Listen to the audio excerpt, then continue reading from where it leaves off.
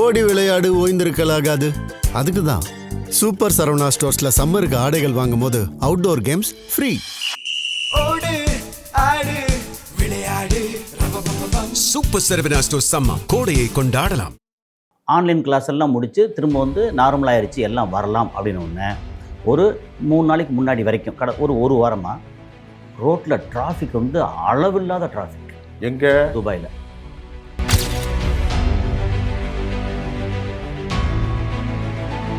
ஒரு 2 missile 3 drone இதெல்லாம் போட்டு அதை ரிட்டாலியேட் பண்ணி அடிச்சிட்டாங்க. ரொம்ப பரபரப்பு திரும்ப ஆயிடுச்சு அப்படின்னு ஒன்று. ஸ்கூல் ஸ்டாப் பண்ணால் இப்போ ரோடெல்லாம் வெறிச்சு இருக்கிறது.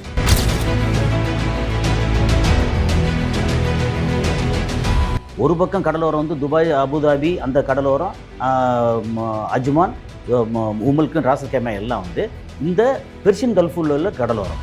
ஃபுஜேரா மட்டும் வந்து கல்ஃப் ஆஃப் ஒமான் இருக்குல்ல, அந்த சைடு. இப்படி வந்ததில் ஹர்மோஸ் எண்டில் வருது. இப்படி திரும்ப இடத்துல கல்ஃப் ஆஃப் ஒமான். அப்போ ஹர்மோஸை டச் பண்ணாமல் யூஏஇ பிஸ்னஸ் பண்ண முடியும்.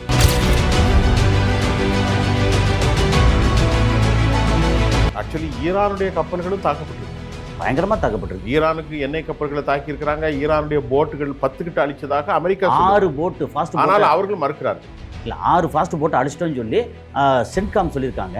அது இல்லாமல் நேற்று என்ன பண்ணியிருக்காங்கன்னா, ஈரானோட ஆயில் டேங்கர் இருக்குல்ல, அதில் ஆயில் இல்லாமல் எம்டி டேங்கர் அதை அடிச்சிருக்காங்க America.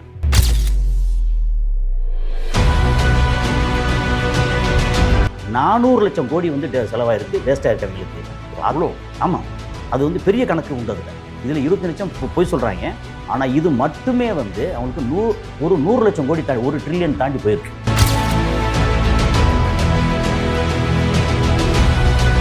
America operation Epic fury முடிஞ்சு போச்சு. அப்போ வேறு ஏதாவது வழியில் அடிக்கணும், பழி வாங்கணும், இல்லைன்னா அமெரிக்கா அங்கே நிம்மதி இருக்க முடியாது. கிட்டத்தட்ட 350லேருந்து 400 லட்சம் கோடி, 3-4 ட்ரில்லியன் வந்து அங்கே வந்து லாஸ் ஆகிருக்கு. அப்படிங்கிறது பெரிய கணக்கு வந்துருக்கு.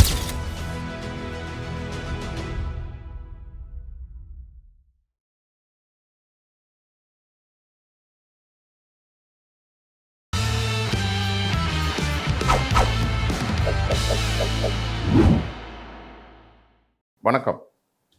இன்றைய உலக செய்தி பகுப்பாய்வாளர் தோழர் கசாலியோடு நான் சுஃபியான். இன்னைக்கு என்ன நடக்குதுன்னு பேச போகிறோம். சார் வாங்க. சார், இன்னைக்கு ஏற்கனவே போரில் பிளாக்கட் ஆகிருக்கு, அமெரிக்கா கப்பல்கள் தாக்கிட்டு இருக்கிறாங்க. அதை நம்ம ஏற்கனவே பார்க்குறோம். சவுதி அரேபியா எங்கள் நாட்டிலேருந்து தளத்தை தாக்கக்கூடாதுன்னு சொல்லிட்டாங்க நேற்று. இப்போது உங்கள்கிட்ட என்ன ஸ்பெஷல் நியூஸ் வச்சுருக்கு? இப்போ இன்னைக்கு காலையில் இது அப்டேட்டு தான். இன்னைக்கு இப்போ நேற்று இன்னைக்கு அப்படி எடுத்தாச்சுன்னா, அந்த ஹர்மோஸ், அப்புறம் அமெரிக்காவோட பிளாக்கெட், அப்புறம் அமெரிக்காவிலேருந்து சிஏ சொன்னது, ஈரான் சொன்னது, யூஏஇ இருக்கு இல்லையா, அதோட நிலைமை இதுதான். இப்போ யூஏலேருந்து நேற்று ஒரு 4-5 பேர்கிட்ட வந்து பேசியிருந்தேன். துபாய், அபுதாபி, ஷார்ஜா, அந்த மாதிரி இடங்களில் 4-5 பேர்கிட்ட பேசிகிட்டு இருந்தேன். ஓகே, என்னென்னா நம்பர் 1 வந்து யூஏஇ எடுத்துக்கிறோம், துபாய், அபுதாபி. அதில் ஸ்கூல் ஆன்லைன் கிளாஸ் எல்லாம் முடித்து திரும்ப வந்து நார்மல் ஆயிடுச்சு, எல்லாம் வரலாம் அப்படின்னு ஒன்று. ஒரு 3 நாளைக்கு முன்னாடி வரைக்கும் ஒரு வாரமாக ரோட்டில் டிராஃபிக் வந்து அளவில்லாத டிராஃபிக். எங்கே? துபாயில். ஓகே, அதாவது முன்னாடி இருந்ததை விட அதிகமான டிராஃபிக். மக்கள் வந்து ரொம்ப எல்லாம் நார்மல் ஆகிட்டாங்க அப்படின்ற மாதிரி டிராஃபிக்.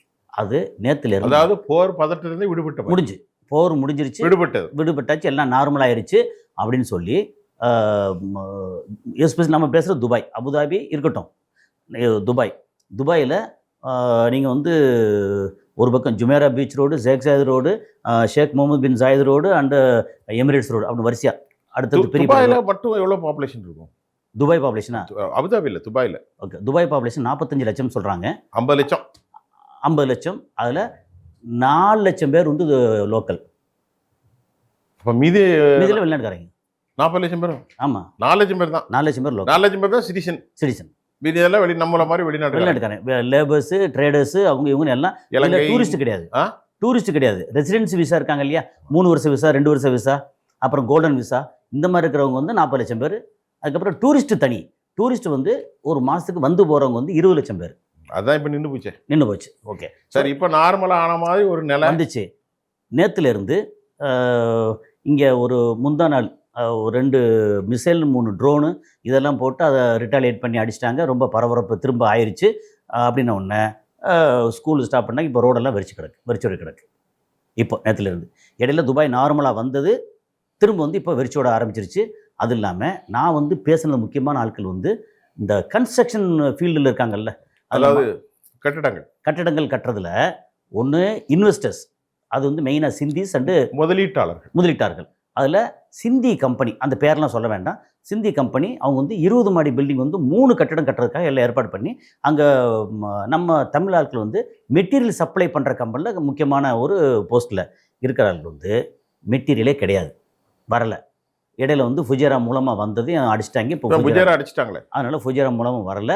அப்புறம் ஃபுஜேரா வந்து துறைமுகமா? ஃபுஜேராவில் வந்து துறைமுகம் இருக்குது, எல்லாமே கடலோரம் தான். ஏற்கனவே நம்ம நிறையா சொல்லியிருக்கோம். ஒரு பக்கம் கடலோரம் வந்து துபாய், அபுதாபி, அந்த கடலோரம் அஜ்மான், உமல்கு, ராசல் கைமா எல்லாம் வந்து இந்த பெர்ஷியன் கல்ஃபில் உள்ள கடலோரம். ஃபுஜேரா மட்டும் வந்து கல்ஃப் ஆஃப் ஒமான் இருக்குல்ல, அந்த சைடு. இப்படி வந்ததில் ஹர்மோஸ் எண்டில் வருது, இப்படி திரும்புகிற இடத்துல கல்ஃப் ஆஃப் ஒமான். அப்போ ஹர்மோஸை டச் பண்ணாமல் யுஏஇ பிஸ்னஸ் பண்ண முடியும் அப்படிங்கிற இடத்துல.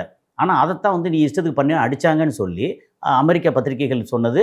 அது அப்படி இல்லை, அமெரிக்கா தான் அடிச்சுட்டு எங்கள் பேரில் பழி போடுறான்னு ஈரான் சொன்னது. அப்புறம் யுஏஇ என்ன சொன்னாங்கன்னா, இந்த வந்து எங்கள் மேலே ஒரு காழ்ப்புணர்ச்சியில் சவுதி தான் அடித்தாங்க அப்படின்னு சொல்லி அது ஒரு பக்கம் ஃபுஜேரா இருந்துச்சு. ஃபுஜேரா வந்து இப்போ பெரிய அளவுக்கு பரபரப்பான ஆப்ரேஷனில் இல்லை, பயந்துகிட்டே இருக்காங்க. அப்புறம் துபாய் வந்து நார்மல் ஆயிடுச்சுன்னு இருக்கும்போது நார்மல் ஆகலை, இன்னும் ஒரு பெருசாக வரும் அப்படின்றது. அப்புறம் அந்த ஏரியாவில் ஒரு சின்ன குறுக்கீடு, அமெரிக்கா அந்த படைகளை வந்து முதல்ல எபிக் ஃபியூரி, ஆமாம், ரெண்டாவது ப்ராஜெக்ட் ஃப்ரீடம். இந்த project freedom it's going on. இப்போ அந்த விவகாரத்துலேருந்து கூட அவங்க ரிலீஸ் ஆகிருக்கிறாங்க, அதாவது தற்காலிகமாக ஓய்வு எடுத்திருக்காங்க. ஆமாம், இதுக்கு காரணம் புஜைரா அடிபட்டதின் ஏற்பட்ட அச்சம் தான் சொல்லுங்க. அது இல்லை, அவங்க அமெரிக்காவில் வந்து அங்கே உள்ளுக்குள்ளே ஏகப்பட்ட குளறுபடி நடந்துகிட்டு இருக்கு அவங்க நாட்டுக்குள்ள. ஆமாம், ஆப்ரேஷன் எபிக் ஃபியூரிங்கிறது இருக்கு இல்லையா, 60 நாள் முடிஞ்சு போச்சு, அதை தொடர முடியாது. ஆமாம், அதுக்கு அஃபிஷியலாக செனட்லேயும் காங்கிரஸ்லேயும் வாங்கணும், அதனால் அது பண்ண முடியாது அப்படிங்கிறது தான் நிதர்சனம். அதெல்லாம் தாண்டி இப்போ அடுத்து வந்து அமெரிக்கா சும்மாவே நிற்கலாம்னா, இப்போ சிஇஏவோட ரிப்போர்ட்டு நேற்று நைட் வந்தது. நேற்று நைட் நமக்கு என்ன, அங்கே பகல் தானே. சிஇஏ ரிப்போர்ட் என்ன வந்திருக்குன்னா, அவங்க சும்மா கொடுக்க மாட்டாங்கல்ல, அங்கே வந்து ஈரானில் எவ்வளோ ஏரியா, எவ்வளோ மக்கள், என்ன இருக்குது, உணவு எவ்வளோ இருக்குது, என்ன இருக்குதுன்னு எல்லாம் பார்த்துட்டு, அப்புறம் ஆயுதங்கள், இந்த பிளாக்கேடு வந்து ஒரு 10-12 கப்பல்களை வச்சு பிளாக் பண்ணியிருக்காங்கல்ல அமெரிக்கா. 20 கப்பல் சொல்கிறாங்க, சின்ன கப்பல்கள். அதாவது பெரிய கப்பல்கள், டெஸ்ட்ராயர் கப்பல் 10. டெஸ்ட்ராயர் கப்பலே 10 டெஸ்ட்ராயர் கப்பல். டெஸ்ட்ராயர் கப்பலுக்கு தமிழ்ல என்ன சொல்லலாம்? நாசகார கப்பல். நாசகார கப்பல்கள். ஆமாம், அதுல என்ன இருக்கும்? அதில் வந்து முழுக்க வெடிபொருட்களும் ஏவுகணைகளும் துப்பாக்கி டைப்பில் எல்லாமே தாக்கக்கூடிய ஆயுதங்களோடு சேர்ந்ததான் டெஸ்ட்ராயர். இப்போ வந்து நீங்கள் சொல்ல டெஸ்ட்ராயர் அப்படின்னா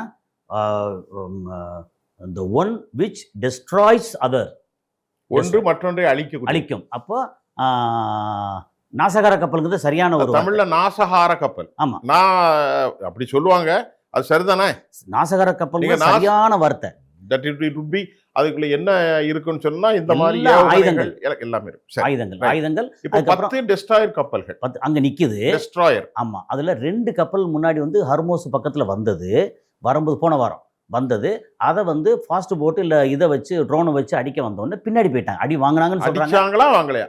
அது என்னன்னா அடிக்கப்பட்டதுன்னு சொல்றாங்க. ஒன்று அடிக்கப்பட்ட வீடியோ ஃபோட்டோலாம் பார்த்தேன். சரி, ஓகே. அது 2 இது வந்து பயங்கரமாக தாக்கப்பட்டு பின் வாங்கிருச்சு, அடிபட்டு ஓடிட்டாங்க. அப்படி வச்சுக்கலாம். அது இல்லாமல் இன்னும் ஒரு 3 கப்பல் மேலே ஈரான் அடிச்சிருக்காங்க. டெஸ்ட்ராயர் கப்பல், ஜெனரல் கப்பல் அடிச்சிருக்காங்க அப்படின்னு வேற தகவல் வருது. இப்போ அந்த இடத்துல வந்து இந்த மாதிரி கண்ணாமூச்சி விளையாட்டு நடந்துகிட்டு இருக்கு. ஆக்சுவலி ஈரானுடைய கப்பல்களும் தாக்கப்பட்டிருக்கு, பயங்கரமாக தாக்கப்பட்டிருக்கு. ஈரானுக்கு எண்ணெய் கப்பல்களை தாக்கி இருக்கிறாங்க. ஈரானுடைய போட்டுகள் 10 கிட்ட அழிச்சதாக அமெரிக்கா 6 போட்டு ஃபாஸ்ட், ஆனால் அவர்கள் மறுக்கிறார்கள். இல்லை 6 ஃபாஸ்ட் போட்டு அடிச்சிட்டோன்னு சொல்லி சென்ட்காம் சொல்லியிருக்காங்க. அது இல்லாமல் நேற்று என்ன பண்ணியிருக்காங்கன்னா, ஈரானோட ஆயில் டேங்கர் இருக்குல்ல, அதில் ஆயில் இல்லாமல் எம்டி டேங்கர் அதை அடிச்சிருக்காங்க அமெரிக்கா. ஈரானுடைய எம்டி ஏன்னா ஹர்மோஸ் வழியே வந்து வெளியில் போகணும்ல, அது வந்து வெளியில் போகிற இடத்துல குறுக்கப்படுத்து கிடக்காங்கல்ல, அந்த இடத்துல அடிச்சிருக்காங்க. இதெல்லாம் மாறி நடந்துக்கிட்டு இருக்கு. பெருசாக எஸ்கலேட் ஆகிறதுக்கு 2 பேரும் வந்து இடம் பார்த்துக்கிட்டு இருக்காங்க, எந்த நேரத்தில் அடிக்கணும்னு சொல்லி. இது இப்போ நடந்துக்கிட்டு இருக்கா. இப்போ என்னென்னா, மறுபடியும் யுஏஇ இப்போ ஏதாவது பிரச்சனை அப்படின்னா, இப்போ சமீபத்தில் ஈரானை தாக்குனதுக்கு முக்கியமான இடம் யார் அப்படின்னா யுஏஇ. துபாய் அபுதாபி அங்கே இருக்கக்கூடிய அந்த இடத்துலேருந்து அடிச்சிருக்காங்க. அதுக்கப்புறம் இவங்க இப்போ அயன்டோம் வந்து திரும்பவும் வந்து சப்ளை பண்ணியிருக்காங்க இஸ்ரேல் யுஏஇக்கு. இப்போ நம்ம யுஏஇ பற்றி பேசிகிட்டு இருக்கோமா, அங்கே வந்து சப்ளை பண்ணியிருக்காங்க. அது முழுக்க முழுக்க என்ன பண்ணிட்டாங்கன்னா, நாங்கள் வந்து இந்த அரபு நாடுகளோட சேரலை, எங்களுக்கு வந்து இஸ்ரேல் முக்கியம்னு சொல்லிட்டாங்க. அதை வந்து இப்போ என்ன பண்ணிட்டாங்கன்னா, சவுதி அரேபியா அண்டு யுஏஇ இந்த இடத்துல நீங்கள் வந்து இஸ்லாமிக் ரூல் படி ஹைரார்கி படி போகணும் அப்படின்னு சொல்லி இவர் முகமது பின் சல்மான் சவுதி அரேபியாவோட டிஃபெக்டோ ரூலர் அவர் சொல்கிறாரு, இல்லை நாங்கள் வந்து ட்ரேடு டூரிசம் இதுன்னு சொல்லிட்டு நாங்கள் இப்படி போவோம், எங்களை நீங்கள் தடுக்க முடியாது அப்படின்னு இவங்களுக்குள்ள ஒரு சின்ன ஃப்ரிக்ஷன் இப்போ நடந்துக்கிட்டே இருக்குது. என்ன ஒரு விஷயம் நடந்தாலும் நடக்கலாம் அப்படின்னு எதிர்பார்க்குறாங்கன்னா, அமெரிக்கா வந்து அடிபட்ட பாம்பாக நின்றுட்டுருக்காங்க. அவங்களுக்கான செலவு எக்கச்சக்கமான செலவு. நம்ம என்ன சொன்னாங்கன்னா, அந்த பீட் ஹெக்ஸத்தை வந்து பயங்கரமாக கேள்வி கேட்டாங்கல்ல செனட்டில், காங்கிரஸ் இது டெமோக்ராட்டிக் பார்ட்டி கேள்வி கேட்டாங்க இல்லையா, அந்த டைமில் சொன்னது ஆமாம் $25 பில்லியன் செலவாயிருக்கு இந்த பாதுகாப்பு சம்மந்தப்பட்டது மட்டும் அப்படின்னு சொன்னாங்க. 25 பில்லியன்கிறது கிட்டத்தட்ட ஒரு 2.5 லட்சம் கோடி ஆச்சா. ஆனால் ஒரிஜினலாக வந்து அவங்களுக்கு இழப்பு இருக்கு இல்லையா, வந்ததுலேருந்து இங்கே கொடுத்ததுலேருந்து இங்கே வந்ததுலேருந்து எதிர்காலத்தில் அவங்களுக்கான டாலர் டீடாலரைசேஷன் ஆனதுலேருந்து கணக்கு போட்டு பார்த்தா 400 லட்சம் கோடி வந்து செலவாயிருக்கு, வேஸ்ட்டாக இருக்குது அவங்களுக்கு. அவ்வளோ ஆமாம், அது வந்து பெரிய கணக்கு உண்டு. இதில் 25 லட்சம் போய் சொல்கிறாங்க. ஆனால் இது மட்டுமே வந்து அவங்களுக்கு 100 லட்சம் கோடி தாண்டி 1 ட்ரில்லியன் தாண்டி போயிருக்கு மொத்த செலவு போயிருக்கு. ஏன்னா 15 தளங்கள் 15 நாடுகளில் 13 தளங்களில் மொத்தம் இப்போ ஒரு நாட்டில் ஒரு தளம் இருக்குன்னா ஒன்று இருக்காது, இங்கே ஒன்று இருக்கும். அப்படி 228 அமெரிக்க தளங்கள் காலியாயிருக்கு. இல்லை, அந்த ரீஜன் 27 தளங்கள், அது 27 நாடுகள். இல்லை உங்களுக்கு அந்த மத்திய கிழக்கு இருக்கு இல்லையா, அதில் சவுதி எடுத்தாச்சுன்னா 2 3 தளம். அப்படி கணக்கு போட்டு 228 அஃபிஷியலாக அல் ஜசீரா வெளியிடுது. 228 அதில் இது நடந்த எப்போ ஒரு 4-5 வாரத்துக்கு முன்னாடி. இப்போ இதில் அந்த ஏரியாவில் உங்களுக்கு ஜிசிசி கண்ட்ரி, நான் ஜிசிசி கண்ட்ரி, அப்புறம் ஈராக் இதெல்லாம் சேர்த்து 27 தளங்கள் பெருசும் சிறுசுமா. 27 தளங்கள் சரி, ஆனா அதனுடைய மொத்த குடிசை பால 227 இடங்கள், நாட்ட தளங்கள் இடங்கள் அடிச்சது வந்து ஆமா 300 இது பக்கம் சொன்னாங்க அடிச்சது. அங்க என்னன்னா இப்போ அல் உபேது வந்து ரொம்ப பெரிய இடம். அப்ப அதுல 4 பார்ட்டா இருக்கும்ல, இருக்கு பார்ட் 4 பார்ட். அந்த பார்ட்ல மட்டும் 13 15 அடிச்சிருக்காங்க. சரிதானே, கரெக்ட். அப்பதான் வந்துரும்ல. அப்புறம் யுஏஇல பார்த்தா அது ஒரு பெரிய அப்படி கணக்கு பண்ணி பார்த்தல ஈராக்கு அல் உதீது எல்லாம் அப்படி ஜோர்டான் அந்த அடி எல்லாமே, அது போக இஸ்ரேல்ல எல்லாத்தையும் அடிச்சிருக்காங்க. இந்த பக்கம் ஒரு மிசைல் இருக்கும், அந்த பக்கம் 4 ஃளைட் இருக்கும், அந்த பக்கம் அப்படியே அடிச்சிருக்காங்க. ஆபீஸ் நீங்க சொல்றது ஆபீஸ். இப்ப ரியாத்ல சிஏஏ அடிச்சாங்க.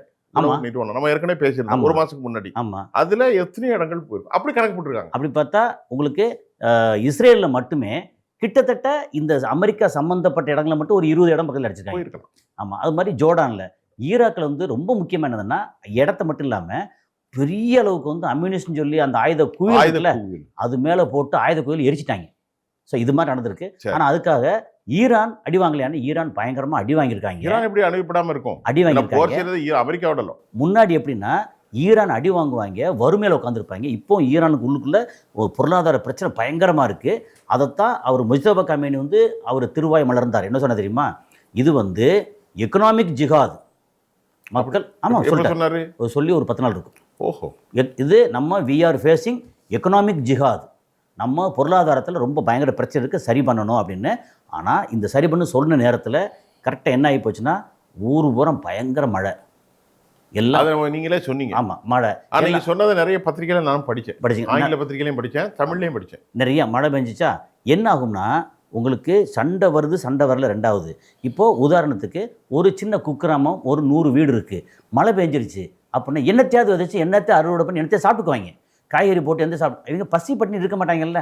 இப்போ போய் அங்கே மார்க்கெட்டில் போய் இங்கே பாகிஸ்தானில் இருந்தோ அல்லது வேறு நாட்டிலேருந்தோ வரக்கூடிய காய்கறிகள் பொருட்களை வச்சு சாப்பிட்டு உயிர் வாழணும் அவசியம் இல்லை. அங்கே ஒரு ஆடு மாடு கோழி வளர்ப்பாங்க, அங்கே வந்து ஏதாவது காய்கறி போடுவாங்க, அதை எடுத்து பறித்து உயிர் வாழ்ந்துக்குருவாங்க.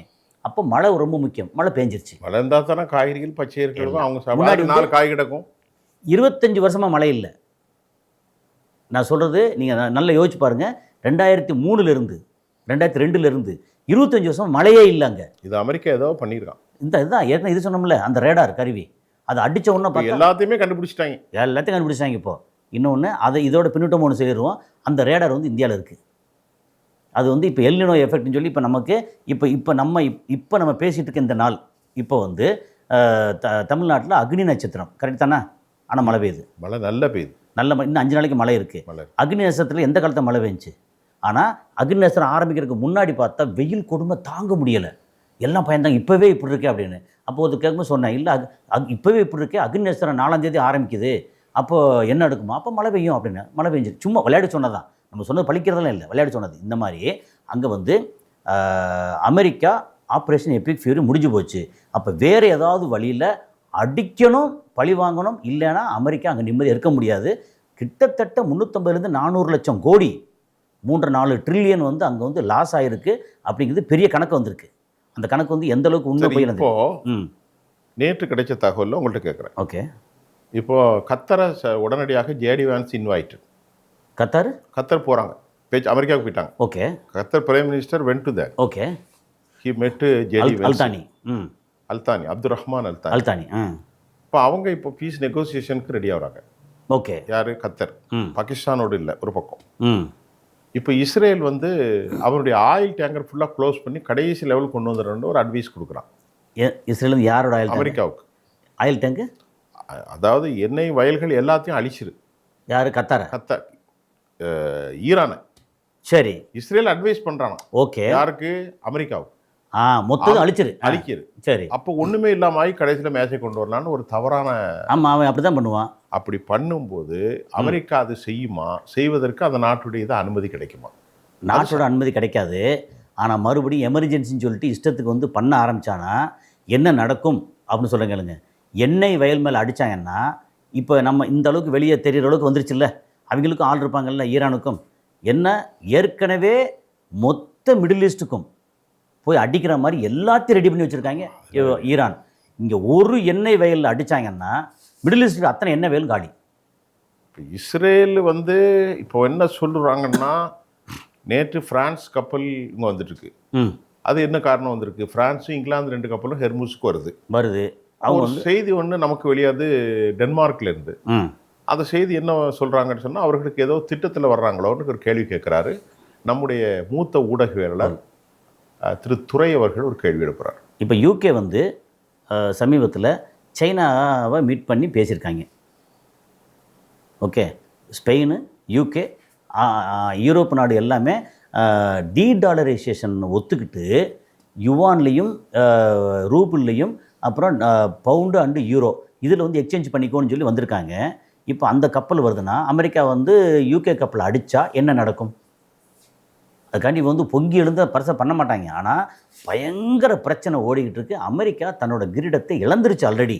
அதை அஃபிஷியலாக டிக்ளேர் பண்ணுறதுக்கான நேரம் தான் இன்னும் வரல. இல்லை, இப்போது செனட் இது நேட்டோ நாடுகள் நிச்சயமாக அமெரிக்காவோடு இணையாது இந்த போரில், இணையல. ஆனால் அந்த கப்பல் வருகிறதுன்னு போட்டிருக்காங்க. ஹெர்முஸுக்கு என்ன நோக்குன்னு தெரியும். இல்லை, ஏற்கனவே வந்து ஈரானோட அவங்களோட ஒரு உறவாக வர்றாங்களா? ஒருவேளை எண்ணெய் கொண்டு வரதுக்கு என்னன்னா கேட்டால், நான் ஈரான்லேருந்து வாங்கலை, நான் சவுதியிலேருந்து வாங்குறேன். ஏன்னா உள்ளுக்குள்ள தான் போயாகணும்.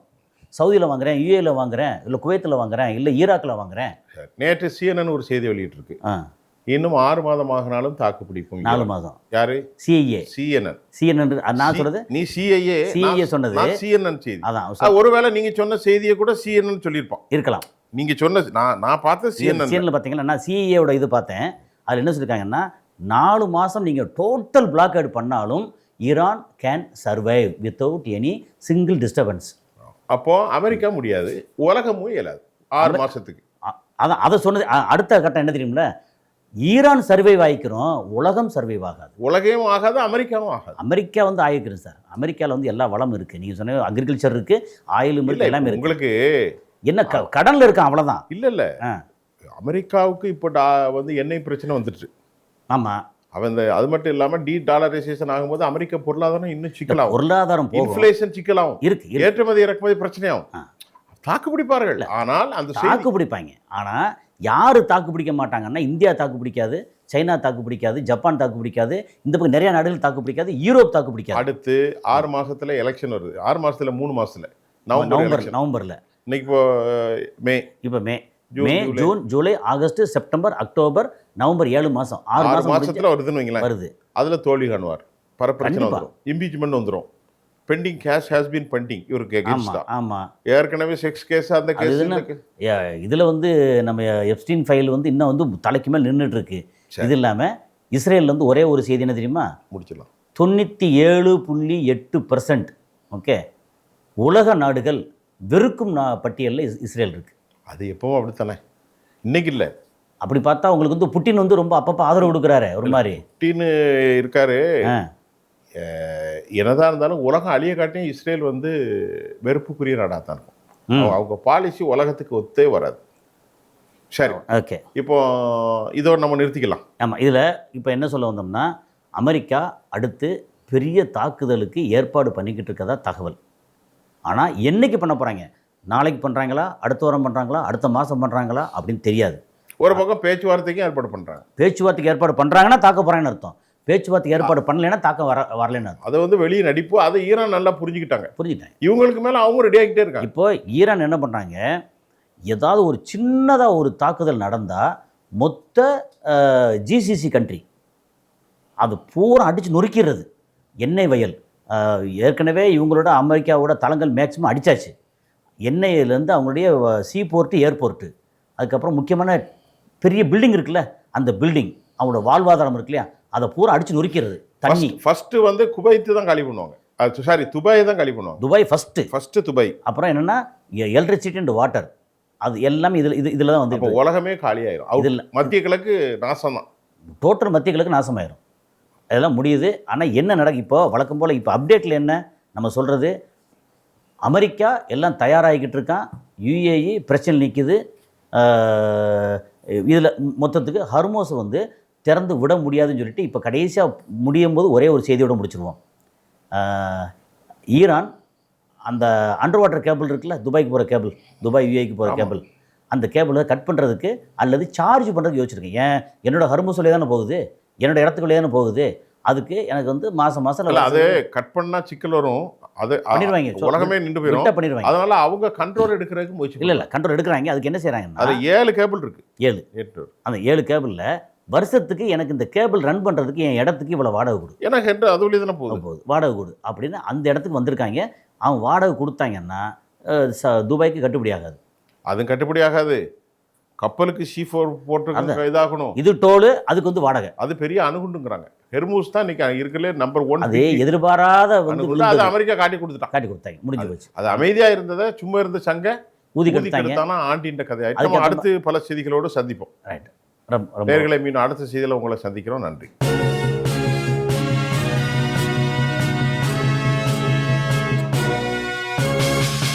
ஓடி விளையாடு, ஓய்ந்திருக்கலாகாது. அதுக்கு தான் சூப்பர் சரவணா ஸ்டோர்ஸ்ல சம்மருக்கு ஆடைகள் வாங்கும் போது outdoor games free. Super Saravana Stores summer கோடையை கொண்டாடலாம்.